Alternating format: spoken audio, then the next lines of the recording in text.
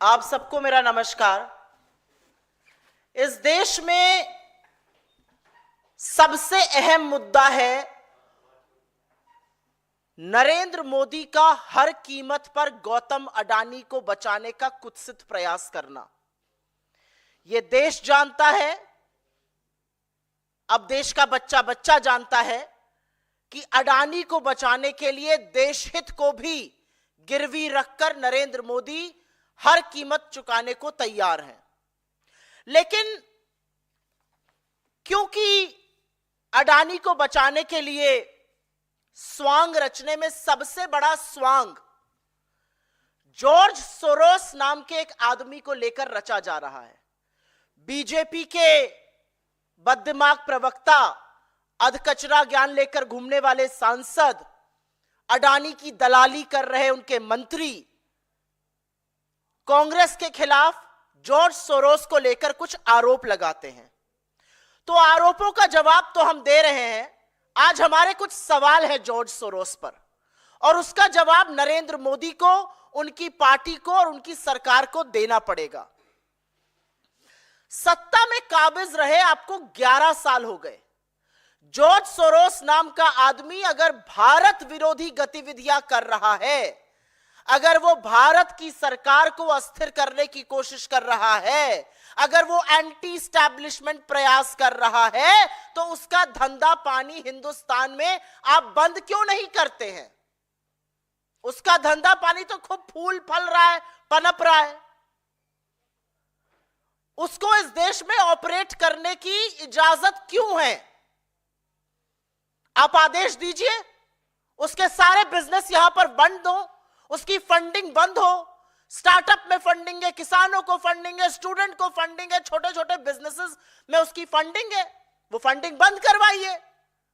आप सिर्फ लफ्फेबाजी करते हैं क्योंकि आपके पास कोई तथ्य नहीं है, और अगर तथ्य होता तो अभी तक आप जॉर्ज सोरोस पर प्रतिबंध लगा चुके होते हिंदुस्तान में। और लिखिए यूएस की सरकार को और कहिए कि एक ऐसा व्यक्ति है जो हमारे देश में अनिश्चितता का माहौल बनाने की कोशिश कर रहा है, भारत विरोधी गतिविधियां कर रहा है, उसका प्रत्यार्पण हो, हम यहां पर उसके खिलाफ एक्शन लेंगे।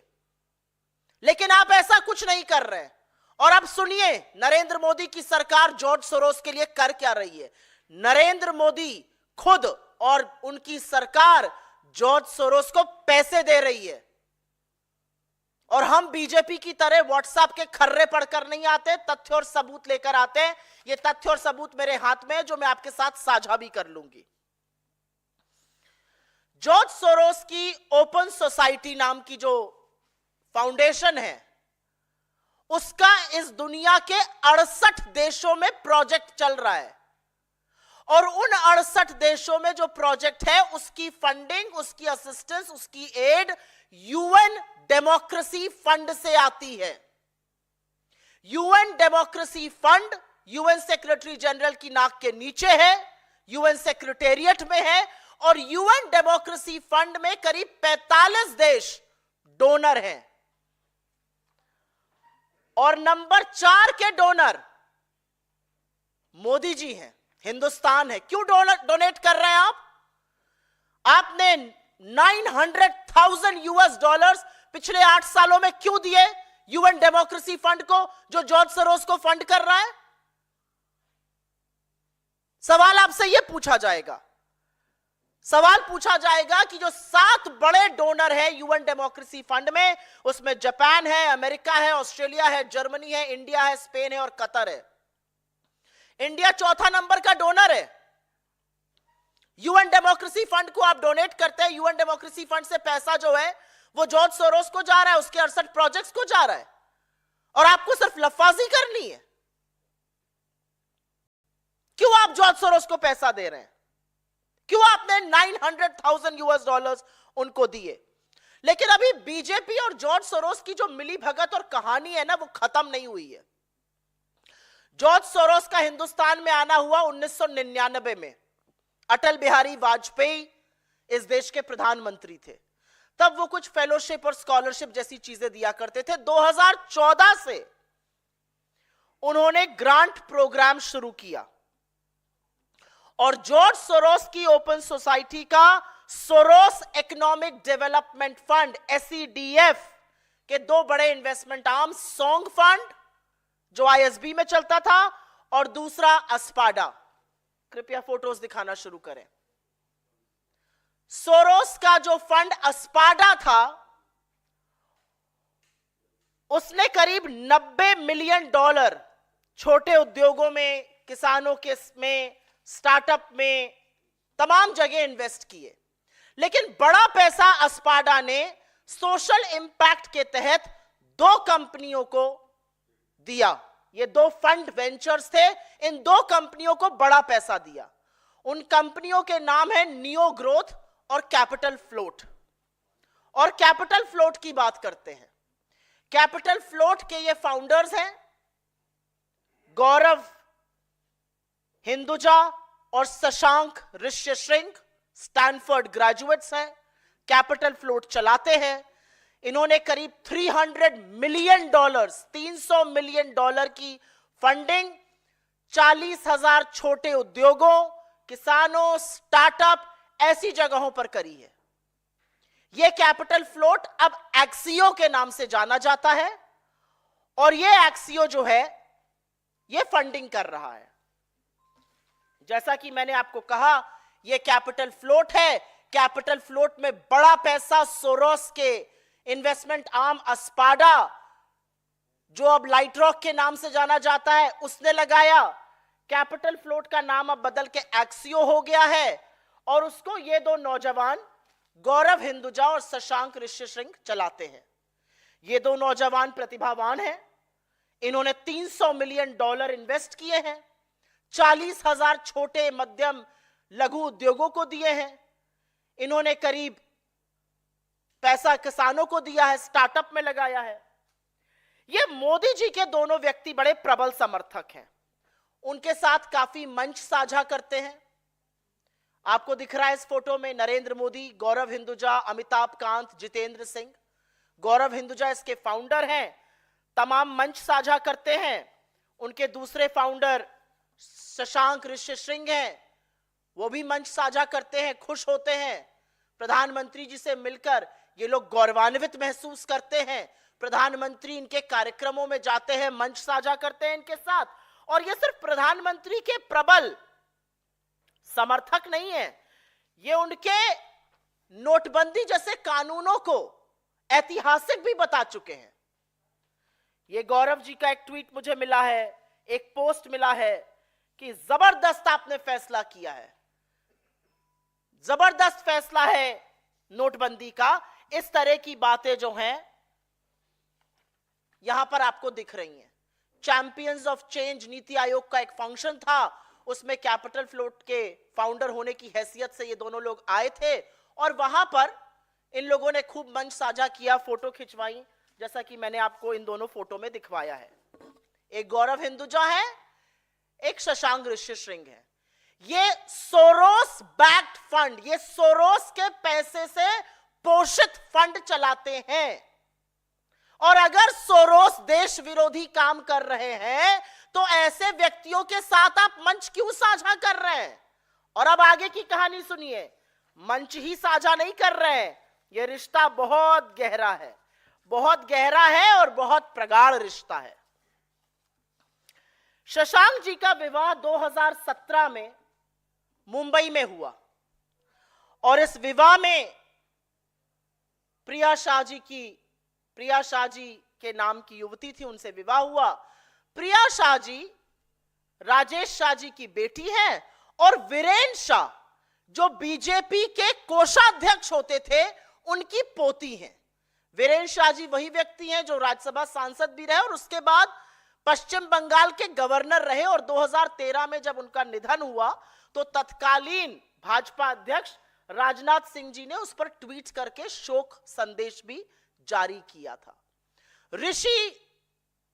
शशांक ऋष्यशृंग की शादी भाजपा के नेता वीरेंद्र शाह की पोती प्रिया शाह से हुई।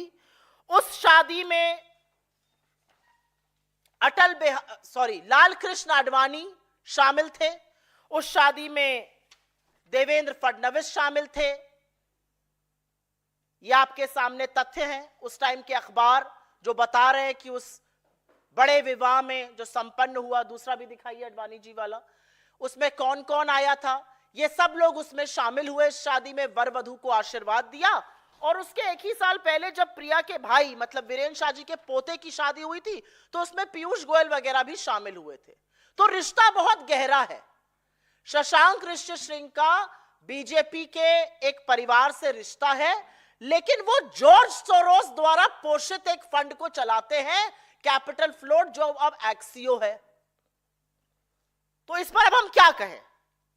हमारा सवाल है कि ऐसे लोगों के साथ आप क्या कार्रवाई करिएगा? ऐसे लोगों के खिलाफ आप क्या कार्रवाई करिएगा? बीजेपी सोरोस पोषित लोगों से रिश्ता क्यों रखती है? नरेंद्र मोदी सोरोस पोषित लोगों से गलबैया क्यों करते हैं? अगर जॉर्ज सोरोस इस देश के खिलाफ गतिविधि कर रहे हैं तो यूएन डेमोक्रेसी फंड जो उनको पैसा देता है उसमें आप डोनर क्यों हैं? ये सारे सवाल आपसे पूछे जाएंगे, इस मंच से नहीं, हर जगह से पूछे जाएंगे। और अब क्योंकि दो चार झूठ और बोले गए हैं तो वो भी बताना जरूरी है। डूबते को तिनकों का सहारा, बीजेपी को फेक न्यूज का सहारा। मीडिया पार्ट लगाइए जरा। एक फ्रेंच मीडिया पार्ट, एक फ्रेंच मीडिया कंपनी है media part, please put media part, the last one. एक फ्रेंच मीडिया कंपनी है मीडिया पार्ट। जब बीजेपी के अधकचरे ज्ञान वाले लोगों ने प्रेस कॉन्फ्रेंस करी और दलाल जो बने हुए हैं सदन में बोले तो उन्होंने मीडिया पार्ट का हवाला दिया। गजब बात है। मीडिया पार्ट ने डिनाई कर दिया कि नहीं, हमारे बल पर फेक न्यूज मत फैलाइए। फैक्ट्स जो हैं आपकी कंस्पिरेसी थ्योरी को डिनाई करते हैं, हमने कोई ऐसा आर्टिकल ही नहीं छापा है। ये तो मीडिया पार्ट ने बीजेपी की फेक न्यूज का कच्चा चिट्ठा खोल दिया। लेकिन मीडिया पार्ट के कच्चा चिट्ठा खोलने से पहले हमारा एक सवाल है, मीडिया पार्ट का आपको बड़ा सहारा मिल रहा है, मीडिया पार्ट के बलबूते पर आप फेक न्यूज फैला रहे थे। अगर मीडिया पार्ट आपके लिए इतना विश्वसनीय है तो यह बताइए, जब यह राफेल का खुलासा करता है तब इसके खिलाफ प्रेस कॉन्फ्रेंस क्यों कर रहे थे? तब क्यों कह रहे थे ये भारत विरोधी साजिश रच रहा है, षड्यंत्र रच रहा है? खैर अब तो दूध का दूध और पानी का पानी हो गया है, करारा तमाचा आपके मुंह पर पड़ा है। मीडिया पार्ट ने बोल दिया है हमारा कोई ऐसा आर्टिकल ही नहीं है, हमारे बूते पर फेक न्यूज फैलाना बंद करिए। ठीक वैसे ही जैसे अमेरिका ने आपके मनगढ़ंत जो आप आरोप फैला रहे थे अडानी को बचाने के लिए, जो आप राष्ट्रहित को गिरवी रखकर हमारे संबंध बिगाड़ने की कोशिश कर रहे थे अमेरिका से और कह रहे थे अमेरिका कर रहा है ऐसा, अमेरिका ने भी कह दिया हमने ऐसा कुछ नहीं किया है। लेकिन एक ऑर्गेनाइजेशन है ओसीसीआरपी, उसका बड़ा हवाला देते हैं। इसको हटा दीजिए, just go to the main, go to the background. उसका बड़ा हवाला देते हैं ओसीसीआरपी का। ओसीसीआरपी के लिए ये लोग कहते हैं ये एक फंडेड पेपर है और ये भारत के खिलाफ साजिश कर रहा है। ये भारत के खिलाफ साजिश नहीं कर रहा है, ये अडानी की कलई खोल रहा है, ये अडानी की बखिया उधेड़ रहा है। और इससे दिक्कत है क्योंकि ये गौतम अडानी और नरेंद्र मोदी के संबंधों की बखिया उधेड़ रहा है। इससे दिक्कत है क्योंकि इसी ओसीसीआरपी ने अपनी इन्वेस्टिगेटिव रिपोर्ट में कहा था कि विनोद अडानी के जो दो सहयोगी हैं चांग चुंग लिंग और नासिर अली शाबान अली, उनके पास अडानी ग्रुप की 4 लिस्टेड कंपनियों के 13% शेयर हैं। भारत का कानून कहता है किसी भी लिस्टेड कंपनी की 25% जो शेयर होल्डिंग है वो जनता के पास होनी चाहिए। उस 25% में से 13% विनोद अडानी के सहयोगी लेकर बैठे थे। और इसी ओसीसीआरपी की रिपोर्ट के बेसिस पर यह भी पता चला कि जब अडानी जी कोयला देश ला रहे थे और मोटा माल कमा रहे थे कोयले का दाम बढ़ा बढ़ाकर, जिससे किसानों का आ रहा है 50,000 की बिजली का बिल, उस कोयले का दाम बढ़ाने का काम इन्हीं चांग चुंग लिंग और नासिर अली शाबान अली ने किया और उसके बेसिस पर बिजली के दाम बढ़े। इसलिए ओसीसीआरपी से दिक्कत है। ओसीसीआरपी से इनको कोई दिक्कत नहीं। और मैं तो ये पूछना चाहती हूं, चलिए ओसीसीआरपी तो बहुत बता देता है हमें कौन फंड कर रहा है, आप बता दीजिए आपके पास पैसे कहां से आ रहे हैं। आप बताइए ना पीएम केयर फंड ने किसने पैसा दिया है। आप बताइए आपने चंदा दो धंधा लो में किस किस से पैसा लिया है, कैसे रेडे करवाई हैं, कैसे गोकशी की कंपनियों से पैसा लिया है। तो ये हो गई ओसीसीआरपी और मीडिया पार्ट की बात। फिर हम बात करते हैं विदेशी मीडिया पर आश्रित है कांग्रेस। ये बात सुनने में बड़ी मिलती है, सदन में भी ये बोलते हैं, टीवी डिबेट में भी अधकचरा ज्ञान लेकर जो आते हैं वो ये बोलते हैं। अच्छा, कांग्रेस विदेशी मीडिया पर आश्रित नहीं है और हमें किसी की जरूरत नहीं है आपको कटघरे में खड़ा करने के लिए, क्योंकि असलियत यह है कि आपकी अपनी कारगुजारी के चलते इस देश में आपने तबाही का माहौल बनाया हुआ है। लेकिन मैं आपके दोहरे मापदंड को देखते हुए दो सवाल पूछना चाहती हूं। अगर आपको विदेशी मीडिया से दिक्कत है तो जो मोदी जी के कसीदे पढ़ देते हैं उनको सारी पार्टी उछल कूद करके, नतमस्तक करके, शीर्षासन करके क्यों शेयर करती है। एक वो द गार्डियन को गलत समझ लिया, न्यू गार्डियन समझकर सबने लगा दिया। क्यों लगाया? मॉर्निंग कंसल्ट नाम की कोई कंपनी है, 200 लोगों का फीडबैक करके नरेंद्र मोदी को उन्होंने दुनिया का बड़ा अच्छा लीडर बता दिया। अरे सारी भाजपा, नरेंद्र मोदी से लेकर नड्डा और सारी भाजपा लग गई उसको प्रचारित करने में। क्यों लग गई? ये तो विदेशी है। असलियत यह है कि अगर आपके लिए कोई विदेशी मीडिया अच्छा बोले तो बहुत बढ़िया, हरिभजन होगा, और अगर बुरा बोले तो वो देश के खिलाफ साजिश है। तो ये मीठा मीठा गप और कड़वा कड़वा थूक तो नहीं चलेगा। एक और बात है, जब ये कहते हैं विदेशी एजेंडा है, मैं सुनकर हतप्रभ रह गई। हमें समझ में नहीं आया कि इसका जवाब भी क्या दिया जाए। इनके लोग बोलते बोलते ये बोल गए जातिगत जनगणना विदेशी मुद्दा है। इस देश का पिछड़ा, इस देश का आदिवासी, इस देश का दलित, इस देश का गरीब सामान्य वर्ग जातिगत जनगणना की मांग कर रहा है। आप भाग रहे हैं जातिगत जनगणना से और इसको आप विदेशी मुद्दा बनाइएगा। आपका कहना है पेगासस, आपका कहना है हंगर इंडेक्स, आपका कहना है प्रेस फ्रीडम इंडेक्स, ये विदेशी मुद्दे हैं। ये कैसे विदेशी मुद्दे हैं? क्या यह सच नहीं है कि फोन के अवशेषों में, फोनों में पेगासस का अवशेष मिला? क्या यह सच नहीं है कि हम निरंतर भुखमरी इंडेक्स पे गिर रहे हैं? क्या यह सच नहीं है कि प्रेस फ्रीडम इंडेक्स में हिंदुस्तान 159 आउट ऑफ 180 है? क्या यह सच नहीं है कि 165 देशों की सूची में ह्यूमन फ्रीडम में हम 109 पर हैं? ये विदेशी एजेंडे हैं। विदेशी एजेंडा जो है वो देश को डिरेल कर रहा है, देश की इकोनॉमी को डिरेल कर रहा है। नहीं प्रभु, उसके लिए आप ही काफी हैं। आपकी नोटबंदी, आपका गब्बर सिंह टैक्स और आपने जिस तरह से पूंजीपतियों को बढ़ावा दिया और किसानों को, छोटे लघु मध्यम उद्योगों को खत्म किया, उसकी वजह से भयावह बेरोजगारी है, आर्थिक असमानता है, लोगों की आय थम सी गई है और सिर्फ मोदी और अडानी को जुटाने में आप सब के सब लगे हुए हैं। अडानी को मोदी का रॉकफेलर बुलाना गलत है, बिल्कुल, ये एक सही बात कही। वो रॉकफेलर थोड़ी है, वो तोता है जिसमें मोदी की जान बसती है, उसको रॉकफेलर बुला रहे हैं हम लोग, गलत कह रहे हैं। अडानी मोदी का वो तोता है जिसमें जादूगर की जान बसती है, और इसीलिए तो अडानी को बचाने के लिए राष्ट्रहित को ही बलिदान नहीं कर रहे, सदन को भी गिरवी रख दिया है। सारी सरकार, सारी पार्टी अडानी को बचाने में जुटी हुई है। क्या यह सच नहीं है कि आप घूम घूम कर अडानी को डील दिलाते हैं? क्या यह सच नहीं है कि आप अडानी के हवाई जहाज में घूमकर अपना प्रचार करते थे? क्या यह सच नहीं है कि आपने कानून बदले अडानी को पोर्ट, एयरपोर्ट देने के लिए? क्या यह सच नहीं है कि आपने सिख कंपनीज को, जो कंपनियों में गड़बड़ी हो जाती है, उनको कौड़ियों के दाम पर अडानी को दिया? क्या यह सच नहीं है कि अडानी के चलते आपने नीति आयोग और फाइनेंस मिनिस्ट्री की भी अनदेखी करी? तो असलियत यह है कि जब जब आपकी कलई खुलेगी तब तब आपको कांग्रेस अपने साथ और अपने सामने नजर आएगी।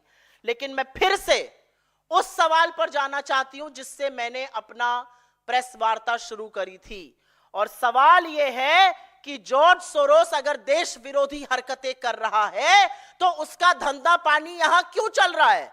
उसके प्रत्यार्पण के लिए आपने चिट्ठी क्यों नहीं लिखी? उसके द्वारा फंडेड जो फंड्स हैं, उनके लोगों से आपकी साठगांठ क्यों है? उनके लोगों के यहां शादी ब्याह आपके बीजेपी वालों का क्यों हो रहा है? ये सारे सवाल आपसे पूछे जाएंगे। आपसे पूछा जाएगा कि क्यों आप जॉर्ज सोरोस द्वारा फंडेड लोगों के साथ मंच साझा करते हैं, और क्यों नहीं आप जॉर्ज सोरोस के जो फंडेड फंड्स हैं उनको बंद करवा दीजिए, करवाइए बंद। आज सवाल इस बात का है, व्हाट्सएप के खर्रे पढ़कर आरोप लगाना बहुत इजी है, तथ्यों के साथ और प्रमाण के साथ हमने अपनी बात रखी है। अगर बीजेपी के अंदर दम होगा तो वो जरूर इन बातों का जवाब देगी। I will very briefly make a few points in English just for the benefit of people who are non-Hindi speaking. The BJP is relentlessly trying to save Adani. A really big question is why? Why are you saving Adani? And to what extent are you going to save him? You have decided the parliament will not function. The reality is that it is the ruling party which is obstructing proceedings. It is the ruling party which is asking for adjournment. It is the ruling party which is going in the well of the house. It is the ruling party that's causing disruption. And which is why our democracy is on test. But because you hide behind a man called George Soros, and I give two hoots about who George Soros is, the reality is that you have to answer a few questions. If George Soros is indeed running an anti-India agenda, what are you doing to shut him down in India? Why are you contributing to the UN Democracy Fund, which actually aids 68 projects of George Soros around the world? Why have you contributed $900,000 in the last 8 to 10 years in this UN Democracy Fund? Why are you the fourth largest donor in the UN Democracy Fund? Why are you even a part of the UN Democracy Fund that's giving money to George Soros? So in a way, Mr. Modi is funding George Soros. George Soros came to India in 1999. Atal Bihari Vajpayee ji was the Prime Minister of this country. He came to India, he used to give some fellowships and scholarships, but it was in 2014 that his grant program started. George Soros's Open Society has a Soros Economic Development Fund. It has two big funds, Song Fund and Aspada, which is now known by another name. It has been bought over. Aspada, please go to the first one. Aspada was backed by Soros, and this invested money in two big funds, Neo Growth and Capital Float. Capital Float, founded by these two gentlemen, seemingly bright young boys, Gaurav Hinduja and Shashank Rishyasinghe. This fund is now known as Axio, and Axio, like I said, Gaurav Hinduja and Shashank Rishyasinghe. This fund, these are the two founders. They are seemingly very fond of Mr. Modi. They have shared public platforms with him. They have supported his demonetization, but they were funded by George Soros. Why are you spending time? Why are you sharing the stage? Why are you backing people who have been funded by George Soros? And it doesn't just end there. Shashank Rishyasinghe is married to the granddaughter of Viren Shah. Viren Shah is an ex-treasurer of the BJP. He was also the governor of West Bengal between 1999 to 2004 when Atal Bihari Vajpayee was in government. And when Shashank Rishyasinghe got married to Viren Shah's granddaughter, people like Mr. Advani and then Chief Minister Devendra Fadnavis attended this wedding. When her brother had gotten married, Piyush Goyal and multiple other people had gone. So the question is that what are you doing about all of these funds? And these are not small operators, by the way, just for your information. Axio has supported 40,000 small businesses across the country. It has invested $300 million in small businesses, startups, and other places like that. It has given money to farmers. What are you doing about this? If Soros is running an anti-India agenda, how is money from his fund flowing into Indian startups, flowing into Indian small ventures, flowing into these funds? And why are you sharing platforms with people who are backed by Soros? The reality is that you have zero proof. The reality is you have no evidence. And the reality is you are only hiding behind Soros because you need an alibi to save Mr. Adani. Go back to the main screen, please. And as far as allegations of OCCRP is concerned, OCCRP brought to light how 13% of the public float in 4 Adani listed entities was held by Chang Chung Ling and Nasir Ali Shaban Ali, aides of Vinod Adani. It also brought to light how coal prices were inflated by these 2 individuals, how prices of electricity considerably went up because of them. Media part, another media organization being quoted by the BJP, has issued a big fat denial and has said that this amounts to spreading fake news because they have never published an article like this. But the counter question is, you want to use media part. Media part has called out your fake news. But even before that, if you want to give media part some relevance, why are you not talking about the Rafale scam? Because media part also reported on the Rafale scam. It's very convenient for you to not talk about the Rafale scam.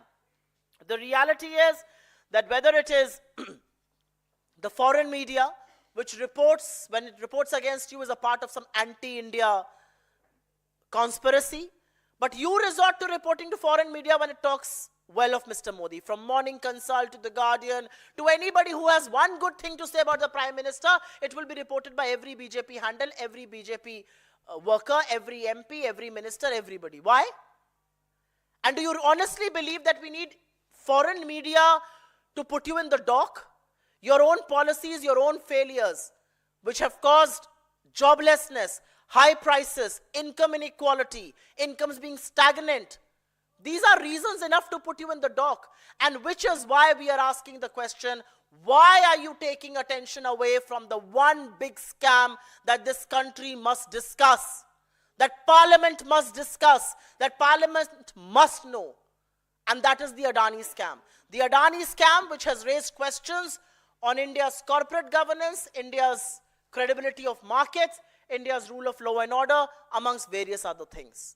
I will go back and raise the final point that I raised before, that there are people associated with the George Soros fund, backed by that fund, who are very pally with you, who you support. Why are you doing that? And if George Soros is indeed doing an anti-India activity, shut him down. Why are you not doing that either? Why have you not written to the US? And why have you not asked for custody of George Soros? If he's running an anti-India agenda, have you taken any legal recourse? And the answer to that is a no, because they have no proof and they only want to divert from the issue that matters, and that is the Modi-Adani scam. आपके सवालों का स्वागत है. अगर आपके सवाल इससे प्रेरित रहें तो मैं शुक्रगुजार होंगी. जी हाँ, बताइए.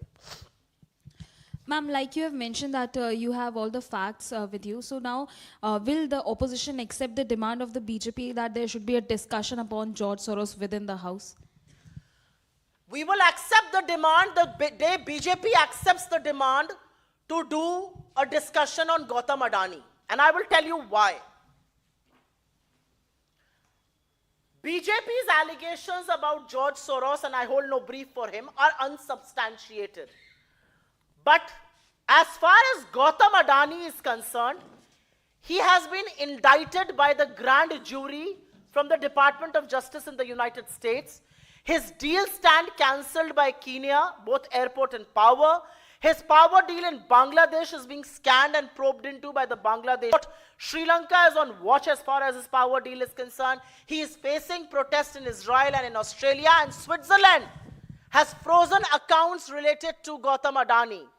There are charges of wrongdoing, fraud, misgivings, and also bribery, for which he has been indicted by the grand jury. The SEC of the United States and FBI probed him for 2 years, and only after that were the warrants issued. The BJP does not want to talk about a man who faces warrants from the United States of India, or United States of America, and in India, they want to protect him?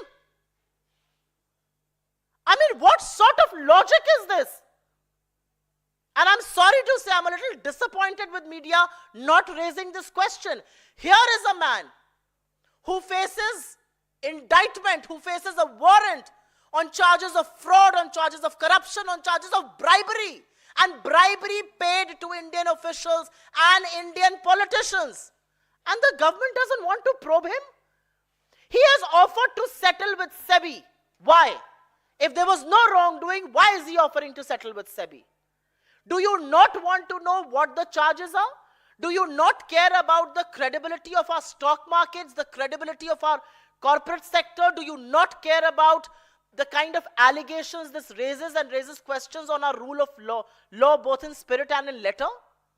What are we talking about? और इसका मैं हिंदी में जवाब जरूर दे देती हूं, और इसलिए देना जरूरी है क्योंकि बीजेपी के जो बातें हैं वो मनगढ़ंत हैं। गौतम अडानी के खिलाफ ये तो तथ्य है ना, ये कांग्रेस तो नहीं बोल रही है। 2 साल तक जांच हुई, एसईसी और एफबीआई ने मिलकर जांच करी, डिपार्टमेंट ऑफ जस्टिस की ग्रैंड जूरी ने वारंट इशू किया है अमेरिका में, और देशभक्ति के लिए वारंट इशू नहीं किया है। वारंट इशू किया है क्योंकि उनके खिलाफ जालसाजी के, हेरा फेरी के और घूस देने के, भारत में घूस देने के आरोप है। उन पर कोई चर्चा नहीं करना चाहते, उनकी कोई जांच नहीं करना चाहते। एक ऐसा व्यक्ति जो देश का नाम डुबो रहा है, जिसकी डील कीनिया में कैंसिल हो रही है, उनकी एयरपोर्ट और पावर की डील, बांग्लादेश का कोर्ट उनकी डील की जांच कर रहा है, श्रीलंका वॉच पर है उनकी डील की जांच करने के लिए, इजराइल और ऑस्ट्रेलिया में उनको विरोध प्रदर्शन का सामना करना पड़ रहा है, स्विट्जरलैंड ने उनसे संबंधित अकाउंट्स को फ्रीज कर दिया है। एक ऐसा व्यक्ति जो देश के लिए इतनी सारी चीजें, सिर डुबो रहा है हमारा, उस पर आप चर्चा नहीं करेंगे क्योंकि उस तोते में आपकी जान बसती है, और आप हमसे एक्सपेक्ट करते हैं कि हम बाकी चीजों पर चर्चा करेंगे। ये तथ्य है, ये आंकड़े हैं, ये सबूत हैं, और आपने देश हित को गिरवी रखने में कोई भी कवायद नहीं छोड़ी है। आपने अमेरिका पे आरोप लगाया, अमेरिका ने पलट के कह दिया गलत है। आपने मीडिया पार्ट पर आरोप लगाया, उन्होंने पलट के कह दिया आप हमारे सहारे फेक न्यूज ना फैलाइए। आप किसी चीज की जांच नहीं करना चाहते अडानी पर, जिसके ऊपर इतने संगीन, मतलब वारंट इशू है आदमी के खिलाफ, आप उसकी जांच नहीं करना चाहते। ये राजा तोते को बचाने का काम कर रहा है, लेकिन तोता बच नहीं पाएगा। जी,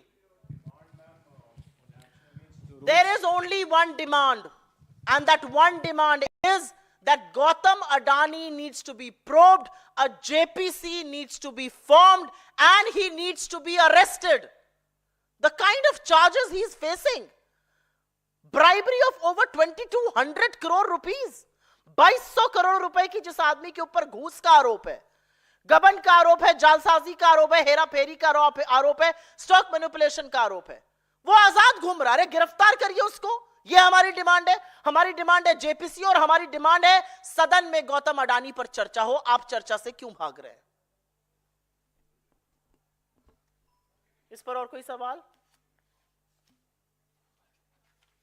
बहुत धन्यवाद आप लोगों का। जी हाँ, बोलिए।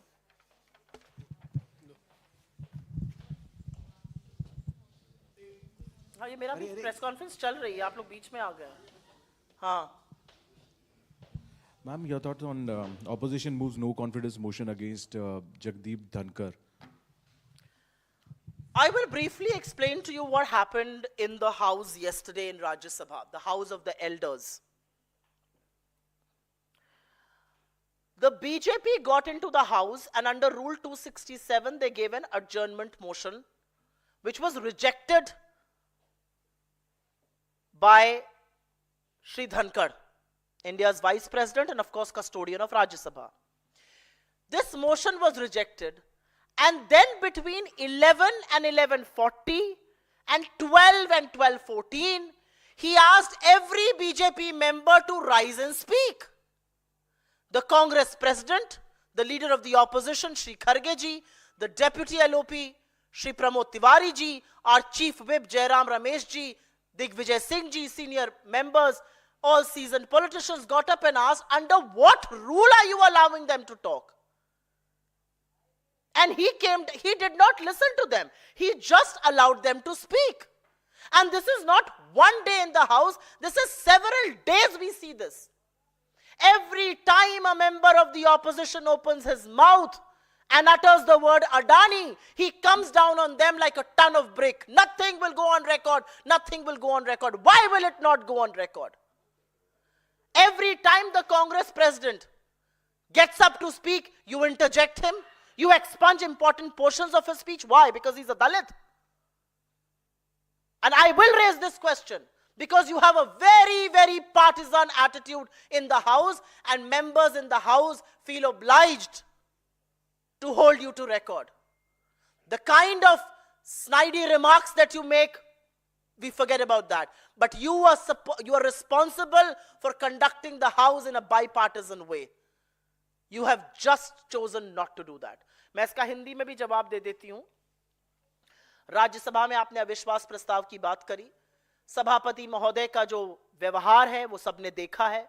जिस तरह की बातें वो करते हैं सदन और सदन के बाहर, पूरी तरह से राजनीतिक, पूरी तरह से पार्टिजान, वो भी सबने देखी हैं.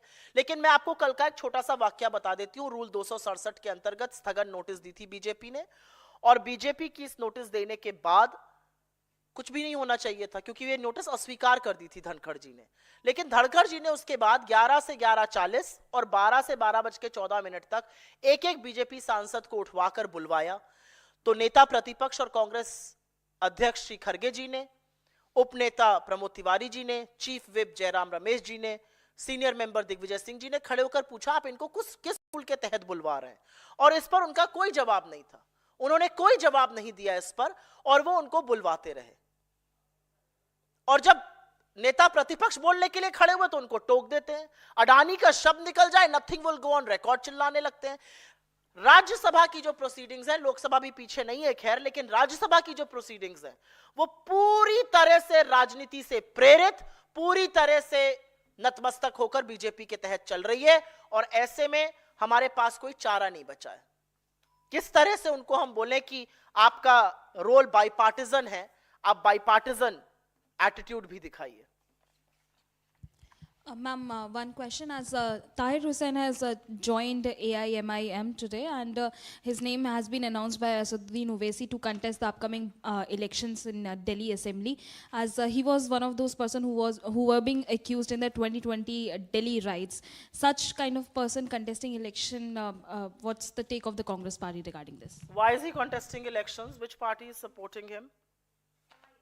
And what will I know who is supporting him? I'm asking you a rhetorical question. Who is supporting him and why? Why is he being supported? What is this going to do? Whose hands is Mr. Owaisi playing in? And when I say B team of the BJP, people take a lot of offense. He himself takes a lot of offense. But who is he supporting? Whose agenda is he pushing by doing these things? I don't want to speak on more things like that because he's not a member of my party. I haven't given him the ticket. My party doesn't stand with people like that. But if Mr. Asaduddin Owaisi has decided to stand by him, what's his motive?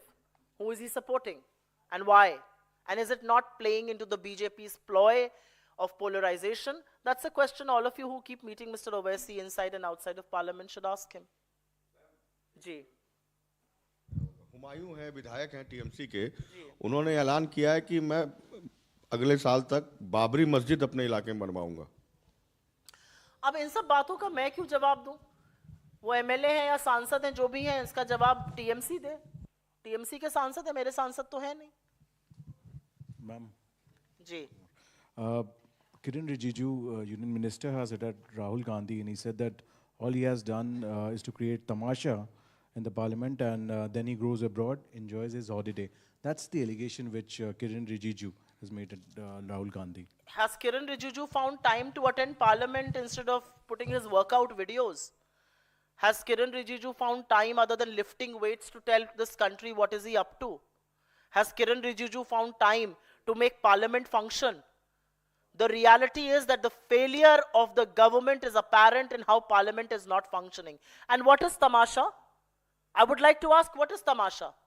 You are not allowing the discussion on Gautam Adani, a man who has been indicted, a man who faces various charges around the world, a man who's being probed by various nations across this world, a man who faces a warrant. You are not allowing a discussion there. Why? Because he's close to the Prime Minister. Because any discussion on Adani will amount to a discussion on Narendra Modi. And to attract people's attention, to catch their imagination, we are doing very innovative things. Your problem is that everything innovative that we are doing in Parliament, the media is being forced to show this. Whether it's wearing a mask or it's wearing a t-shirt which has a sticker of Modi and Adani, or it's carrying a bag, this is catching popular imagination.